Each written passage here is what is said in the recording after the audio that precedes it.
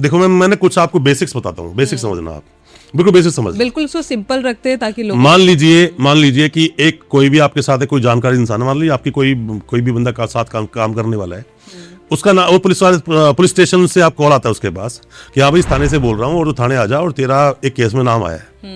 वो फटाफट नीचे गया, गाड़ी स्टार्ट करके पहुंच गया जी। ये बेवकूफ़ी है।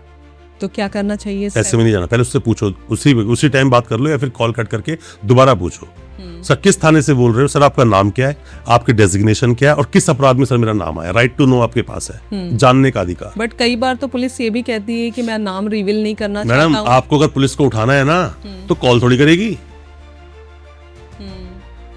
वो बड़ा डायरेक्ट क्लियर है, वो डायरेक्ट आएगी, क्लियर है, some words goes without saying.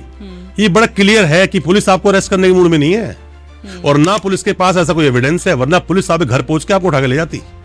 Call किया है मतलब कुछ और मैटर है, वो कुछ और आपसे तो कुछ और एक्सपेक्टेशन चल रही है वहां पर। अब जैसे मान लीजिए किसी इंसान का अपराध में नाम आया, पुलिस घर पहुंच गई, बंदे को उसको उठा लिया या आए तो उसी टाइम अगर आपका, मैंने पहले बोल चुका हूं हालांकि ये सेम बात 2-3 बार पॉडकास्ट में, अगर आपका सच में कोई रोल है किसी भी चीज में, आपको लगता है अरेस्ट ही होगी तो पुलिस वाले को बोले ठीक है यार मेरा इसमें यही बना दे, जो भी करने कर लो। अल्टीमेटली होना यही चाहिए, पुलिस आपको घर पे लेने के लिए आई तो अरेस्ट में वही बना दे। वो लोग भाग जाते हैं कि बाद में मैं सरेंडर करूंगा। मैम देखो ऐसा नहीं होता, जो भागता है वो सरेंडर करने के लिए नहीं भागता है, वो भागता है इसलिए कि वो जानता है कि मैं एंटीसिपेटरी बेल लगा सकता हूँ, एंटीसिपेटरी बेल का प्रोविजन है, वो इसलिए भागता है, वो इसलिए नहीं भागता मैं सरेंडर करूंगा। कौन सरेंडर करना तो अभी कर देता, तो भागा क्यों? भाग कर तो समस्या तुमने बढ़ा ली। अब मान लीजिए किसी अपराध में किसी का नाम आ गया, अब नाम तो आ गया पर उसने वो अपराध कभी करा ही नहीं, तो उसके पास रेमेडी एंटीसिपेटरी बेल ले ले, यही तो एंटीसिपेटरी बेल की रेमेडी होती है। बट लोगों को लगता है ना पुलिस को डायरेक्ट सरेंडर करूंगा तो शायद पुलिस मारेगी, थर्ड डिग्री देगी, टॉर्चर करेगी। मैम पता है, देखो मेरी बात सुनो आप, चीजों को ना आपको ना दुनिया में बहुत सारे लोग ऐसे मिलेंगे, वो आपसे सवाल पूछ रहे होंगे, आप जवाब दे रहे होगे, फिर भी ना उनका कभी सवाल खत्म नहीं होते, वो डर में जिंदगी जी रहे होते हैं। करेक्ट, ठीक है ना। आपके बहुत सारे सवालों में मुझे सेम क्वेश्चन यहाँ पे आ रहा है कि आपको मैं जवाब तो उसका दे रहा हूँ, बट फिर भी ना वो कॉन्क्रीटली आप अपने आप को मुतमईन करना बोलते हैं ना, सेटिस्फाई करना, वो नहीं कर पा रहे हो। और ये आपकी नहीं, ये मैक्सिमम आम जनता की प्रॉब्लम है, क्योंकि पिछले कई सालों में, मतलब कुछ मैं बात करता हूँ पिछले 10-20 साल पहले की बात अगर हम करें तो ऐसा ही होता था, पर अब ऐसा नहीं होता है। अब सोशल मीडिया का जमाना है। उठाने, मान लीजिए कि घर पे कोई बंदा आया, आप, आपके हस्बैंड और आपका भाई कोई यहां पर है, एक्स नाम के बंदे को पुलिस उठाने के लिए आई, तो आपके आपने फोन दे तो रखा है, बनाओ ना वीडियो। पुलिस वाले फोन छीन लेते हैं, दूसरा बंदा वीडियो बना लो, फिर भी कर लेते हैं, उसी टाइम 112 नंबर पे फोन कर दो। अच्छा, जस्ट लाइक कि किसी को पुलिस अरेस्ट करने आई, वो घर पर नहीं मिलता है, तो पुलिस प्रेशर बनाने के लिए उसे घर के किसी अदर मेंबर को उठा के, इलीगल है ये इलीगल है। मैंने अपराध किया तो मुझे ही पुलिस ढूंढेगी, मेरे किसी भाई को, फादर को, मदर को उठाकर थाने नहीं लेके जा सकते। बट ये तो अक्सर देखा जाता है, होता है, प्रैक्टिस ही यही है, प्रैक्टिस ही यही है, पर ऐसा होता नहीं। वो उसका अपराध क्या है बेचारे का, पूछताछ करनी है ना, बुला लेना, आप नोटिस करके बुला लेना आप उसको पुलिस स्टेशन, वो आ जाएगा अपने वकील के साथ, भी नोटिस देना होता है। हाँ नोटिस देना पड़ेगा, आपको ले आने वाले काम में, उसने अपराध क्या किया है। बट सर कई बार ऐसा देखा गया है कि घर पे भाई पिता सोते रहते, चलिए आपका बेटा या आपका भाई इस अपराध में शामिल है। मैम देखो, मैं फिर बोल रहा हूँ, ये बहुत सारी चीजें, ये कहाँ लिखा है, कौन सी किताब में लिखा है, मैं जानना चाहता हूँ, क्योंकि मैं बड़ा क्यूरियस रहता हूँ कोई भी चीज नई सीखने के लिए। किस किताब में लिखा है ऐसा कि अगर मैंने किसी का मर्डर कर दिया मेरे भाई को उठा के ले जाएंगे? तो आप जाने से मना कर सकते हैं। मना कर सकते हो जी, मेरा क्या रोल है इस चीज के अंदर? आप जब बुलाओगे मैं तब आ जाऊंगा, आपको पूछना यही पूछ लो।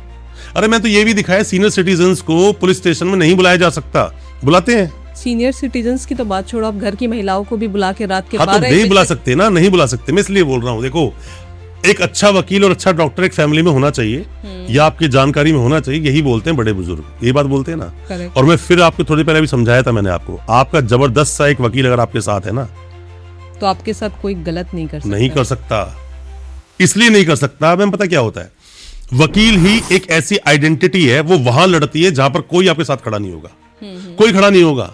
और वकील जानता है मुझे मिलना कुछ नहीं, ज्यादा कुछ पैसे मिलने, थोड़ी बहुत फीस ही मिलेगी, ये कोई मेरी फोटो लगा के आरती नहीं उतारने वाला। जिस दिन मैं इसको बरी करवा दूंगा ना, ये अपने रास्ते में अपने रास्ते। बट जब हम वकालत कंप्लीट करते हैं ना, तो ये ना प्रोफेशनली जो हमें एथिक्स जो हमें मिलते हैं कि नहीं, चाहे तूने कुछ भी किया हो, कुछ भी मतलब कुछ भी किया हो, और तेरा केस मेरे पास आ गया और मैं तेरे केस को सही से प्रेजेंट नहीं कर रहा हूं या फिर प्रेजेंट करने को मना कर रहा हूं, ये प्रोफेशनल मिसकंडक्ट है। चाहे कुछ भी किया हो तुमने, मुझे क्या मतलब उस चीज से, तो आप प्रोटेक्ट करते हैं। बिल्कुल, हमारा काम यही है। मतलब कि हम डिफेंस लॉयर्स हैं, अपने देश का कानून बोलता है कि दोनों पार्टी को पूरी तरह से खुलकर सुना जाएगा, आराम से ओपन कोर्ट में सुनवाई होगी। इसीलिए डिफेंस लॉयर आपके केस को कोर्ट में प्रेजेंट करता है, जैसे भी हमको पता होता है from the very first day. Just like कि आपके चैनल का नाम है फाइट फॉर ट्रुथ। हाँ, ट्रूथ नहीं ट्रू। ट्रू। तो कभी आप झूठ के लिए आप फाइट किए हो? मैम देखो, झूठ के लिए वो झूठ समाज की नजर में झूठ हो सकता है। देखो ऐसा होता है कसौटी पे ना, देखो ऐसा होता है कि जहर की अपनी प्रवृत्ति क्या है, किसी को मार देने की, यही तो है ना। क्या उस जहर का आप मेडिसिन में यूज नहीं करते हो? करते। फिर आप जिंदा कैसे रह जाते हो? उसी तरह से ये समाज है मैम। अगर भूत है तो भगवान भी है, सच है तो झूठ भी है, ईमानदार है तो करप्ट भी है। उसी तरह से आप देखो, एक अपराध हो गया आपके ऊपर मैम, जब चार्जशीट बनती है ना, अच्छा सही मायनों में सोचा अगर जाए तो क्या पुलिस का काम यह है कि बस उसके पास नाम आया उस बंदे की इन्वेस्टिगेशन करना? पहली बार बोल रहा हूं पॉडकास्ट में, मैंने आज तक बोला नहीं है ये। कभी भी किसी इंसान के बारे में कोई भी कंप्लेंट आई पुलिस स्टेशन में, तो पुलिस हाथ धोकर उस आदमी को मुलजिम बनाने के पीछे पड़ जाए। मैंने वर्ड किया मुलजिम, मैंने वर्ड मुलजिम बोला है, मैंने मुजरिम नहीं बोला। मुलजिम जब तक सजा नहीं हुई, सजा हो गई ना, मुजरिम हो गया वो। राइट। तो क्या उसको मुलजिम या मुजरिम बनाने के लिए पुलिस उसके पीछे ही पड़ जाए? क्या पुलिस को सच नहीं देखना चाहिए? पुलिस क्या है? पुलिस का काम यह है कि नहीं उसको नेगेटिव कर दो? क्या पीपी साहब का काम यही है कि नहीं वो उसने अपराध ही किया है? और ये तो जजमेंट तो कोर्ट को देना है मैम, देना तो कोर्ट को ही है ना, बट मैं कह रहा हूं कि शुरुआत पहली कड़ी कौन है? पुलिस ही तो है। राइट। तो पुलिस को देखना चाहिए कि सच में उसने अपराध किया कि नहीं किया। मैम बहुत सारे ऐसे केसेस है जिसमें कि प्राइमा फेसी जब देखते हैं, जब बंदे को उठा के लाते हैं ना, उन्हें दिख जाता है इस बंदे ने अपराध नहीं किया है, फिर भी वो लोग जेल भेज जाते हैं। आज भी बहुत सारे इनोसेंट लोग जेल में बंद है। मैम देखो, सारे इनोसेंट है, मैं तो बोल रहा हूँ जिसको सजा नहीं हुई वो मैं कैसे बोल दूं अपराधी है? वो बिल्कुल अपराधी नहीं है। मेरे साथ एक बंदा खड़ा हुआ है, बताता हूँ आपको। थाने गया थोड़े दिन पहले अभी, हालांकि मैं थाना जाना थोड़ा अवॉइड करता हूँ क्योंकि मैं खुद ही वीडियो बना चुका हूँ कई बार ऐसे कि क्या एक वकील को पुलिस स्टेशन में जाना चाहिए। मेरे पर्सनल चैनल में डली हुई है फाइट फॉर ट्रू पर। मैं कह रहा हूँ, मैं पुलिस स्टेशन गया तो जैसे वहां पर गया तो उसके बाहर उसके पेरेंट्स ने बोला अंदर है, और ये बोल रहे हैं कि कम से कम अब तो ये गया 20 साल सजा तो होगी, उम्र कैद भी होगी, उससे कम तो ये बाहर आ ही नहीं सकता, बचेगा ही नहीं लड़का हमारा। वकील साहब कुछ भी करो, कैसे भी करो, चाहे कितना पैसा लगे, कुछ भी करो, आप इसको निकालो। मैं कहा निकलेगा, निकल पे अंदर जाता हूं, पहले पूछ देख तो लूं। अभी तो आपने बताया बाहर खड़े होकर कि पेशेंट तो अंदर है ना, पेशेंट का ट्रीटमेंट क्या चल रहा है, मिल तो लूं पहले मैं उससे, है ना। मैं जैसे उसके पास गया तो रो रहा था बंदा। वो कोई लेडी पुलिस वाली थी, वो सब इंस्पेक्टर, पॉक्सो का केस था। तो मैं उसके पास गया, मैं क्या हुआ? पॉक्सो का केस था, कितने साल का बच्चा था? उस लड़की की उम्र थी लगभग 17 साल। ओके। और लड़के की थी लगभग 24 साल। ओके। तो मैं जैसे उसके पास गया, मैं हुआ क्या? तो पुलिस वाली बोलती नहीं अभी आप नहीं मिल सकते, क्योंकि मैं ना जीन्स और टी शर्ट में था। मैं घर से सीधा ही चला गया था मैं। तो मैंने कहा जी मैं इसका एडवोकेट हूँ, वीरेंद्र वर्मा मेरा नाम है। तो वो कहती वकील साहब पर आप मिल नहीं सकते।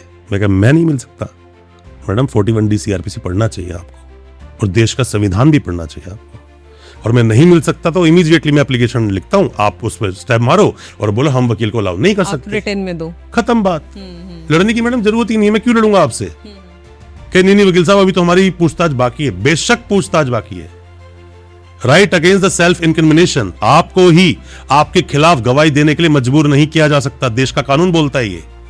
बेशक इसने अपराध किया हो, आप इससे इसके खिलाफ ही लोग, मैडम ले भी लोगे, कोई स्टेटमेंट ले भी ली, कोर्ट में एडमिसिबल थोड़ी कर क्या रहे हो आप, क्योंकि आपने दबाव में प्रेशर डाल के आप उसके अगेंस्ट। तो फिर वो उसने बोला सर मैं पूछ के आती हूँ। मैं पूछा हो, जगह पूछ कर आई, फिर वो कह रही सॉरी वकील साहब एक्चुअली मेरा पहला ही केस है ये। मैं कहा मैडम पहला केस है, इतने कॉन्फिडेंटली आप किसी इंसान को मना कर रहे हो, पहले पढ़ तो लिया करो ढंग से, पहले समझ तो लो चीजों को कम से कम। मैं कहा ठीक है मैडम जरा 2 मिनट में बात कर लो। मैंने बात कर, मैं सीन किया, पूरी बात बता। कैसा हम दोनों सर रिलेशन में थे, अच्छा फिर हमारा सब कुछ चल रहा ठीक ठाक था सर। वो लड़की, हम शाम को चले गए तो लड़की ने तो बोला घर पे बोल के आई है, कुछ भी बहाना बोल के आई है, हम दोनों ऋषिकेश चले गए सर। जब तक यहाँ FIR हो गई, कंप्लेंट हो गई, मिसिंग कंप्लेंट लिखवा दी, वापस आया पुलिस में धर लिया। और लड़की ने लड़के के अगेंस्ट, लड़की ने, अब लड़की की स्टोरी बाद में आएगी ना, पहले तो बाप की स्टोरी थी कि हमेशा किस आदमी पे उसका फोन ट्रैक करा, जब तक वो दिल्ली वापस आए थे उनको उठा लिया, लड़के उठा लिया। अब देखो ना, मैं अल्टीमेटली एडोलसेंस लव की जो बात आती है ना, कि मतलब कि देखो वो रोमियो जूलियट का कंसेप्ट अभी बोला कि भाई आप ऐसे नहीं सभी को जेल में मत डालो। मैंने उससे बोला, उससे जो थी सब इंस्पेक्टर, कि मैडम क्या आप इसको 20 साल की सजा दिला पाओगे? इतनी छोटी सी बात के लिए 20 साल नहीं, सजा तो 20 साल ही है मैडम, सेक्शन 6 में कम से कम 20 साल की सजा है। बिल्कुल ठीक बोल रही है वो अपनी जगह ठीक है। वही सिक्का उछाला तो सिक्का खड़ा हो गया। अब ना मैं उसकी सुनूंगा ना अपनी बोलूंगा। मैंने बोला कि मैडम क्या आप इसको 20 साल की उम्र के सजा दिला पाओगे? मैं consent is not rape but I know कि पॉक्सो में कंसेंट नहीं होता, बहुत अच्छे से जानता हूं इस बात को। मैं कहा आप पढ़ लेना, मैं तो पढ़ लिया। आप 375 का पढ़ लेना, आईपीसी का सेक्शन 76 में उसकी रेप की सजा लिखी है, 75 में डेफिनेशन लिखी है। मैंने तो पढ़ लिया। मैं मैडम सजा नहीं करा पाओगे आप इसको, इसलिए नहीं करा पाओगे लड़की स्टेटमेंट चाहे कोई भी दे, लड़के भगा कर लेकर नहीं गया, आगे जाकर बहुत कुछ प्रूव करना होगा, वो सब प्रूव नहीं होगा क्योंकि अल्टीमेटली दोनों के बीच में कुछ हुआ नहीं है। और लड़की उतना डिटेल में बात भी नहीं कर पाई। मैम बताएं, जब वो बच्ची अपने पेरेंट्स के टच में पहुंचती है ना, तो वो भूल जाती है कि यही कबूतर था जो मुझे घुमा रहा था। अब उस कबूतर के एक ही जगह पिंजरे बंद होने वाला है, और कई ऐसे पिंजरे बंद होते हैं कि उसका ताला खुलता नहीं है, अंदर बैठे बैठे सजा हो जाती है, फिर वो सजा काट के 10-12 साल की बाहर आते हैं। कुछ कबूतर ऐसे होते हैं कि जैसे अंदर जाते हैं कोई ना कोई आके निकाल लेता है, कुछ महीनों में बाहर सजा होती नहीं है। मतलब पूरी फैमिली की लाइफ चौपट हो जाती होगी इन सारे केसेस वे ऑब्वियसली हो जाएगी। और जो लोग बाहर आ जाते होंगे उन्हें भी तो बहुत सारे टोंट भी सुनने को मिलते होंगे। मैम समाज ऐसा ही है, समाज ऐसा ही है। आज गलती से, अरे यहाँ पर तो कोई मतलब मैं कह रहा हूँ किसी मोहल्ले की शरीफ औरत को कोई नहीं छोड़ता बोलने में। लोग भगवान को नहीं छोड़ा, माँ सीता को नहीं छोड़ा, कोई इंसान क्या सोचता है उसको छोड़ देंगे? अरे मतलब ही नहीं उठता। आप एक बार थाने जाओ तो एक बार पुलिस वाला आपकी बैल तो बजाए, देखना आसपास कितनी बातें बन जाएंगी। पूरे मोहल्ले के लोग जिनको कोई पूछता भी नहीं है।